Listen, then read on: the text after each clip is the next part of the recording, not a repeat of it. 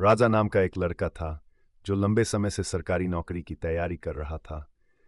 काफी मेहनत और संघर्ष के बाद उसे आखिरकार एक गांव के स्कूल में टीचर की नौकरी मिल गई। गांव शहर से दूर था, इसलिए राजा ने गांव के पास ही किराए पर एक छोटा सा घर लिया। लेकिन घर से स्कूल की दूरी भी काफी ज्यादा थी और रोज पैदल चलकर स्कूल जाना राजा के लिए चुनौती बन गया। कई महीने तक पैदल आने जाने के बाद राजा ने अपनी थोड़ी थोड़ी बचत से एक बाइक खरीद ली। अब उसका सफर आसान हो गया। पर राजा की सबसे बड़ी खासियत ये थी कि वो दिल से बहुत नेक इंसान था। जब भी वो रास्ते में किसी को पैदल चलता देखता तो उसे अपनी बाइक पर लिफ्ट देकर उसकी मदद करता। चाहे वो स्कूल जा रहा हो या घर लौट रहा हो, राजा कभी किसी को छोड़ने में हिचकिचाता नहीं था। एक दिन स्कूल से घर लौटते वक्त राजा ने एक अनजान आदमी को सड़क पर अकेला चलते देखा।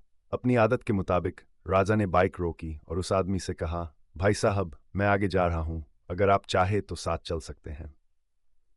वो आदमी खुशी खुशी बाइक पर बैठ गया। लेकिन थोड़ी दूर जाते ही राजा को अपनी पीठ पर कुछ नोकीला महसूस हुआ। उसने पलटकर देखा तो उस आदमी ने चाकू निकालकर कहा, बाइक साइड में लगाओ और चुपचाप यहां से चले जाओ।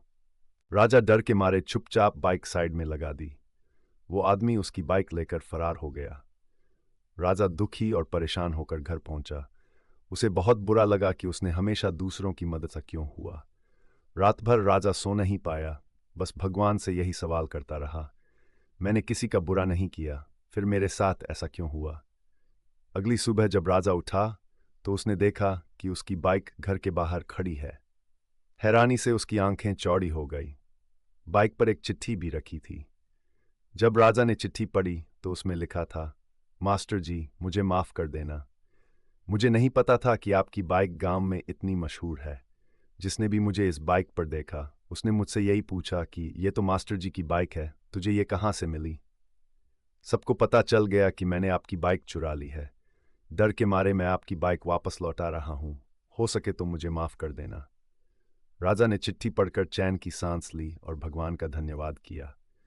उसे एहसास हुआ कि जब हम दूसरों के लिए भला करते हैं तो भलाई हमेशा हमारे पास लौट कर आती है, चाहे वक्त कुछ भी हो। दोस्तों, सच्चे दिल से मदद करने वालों के साथ कभी बुरा नहीं होता।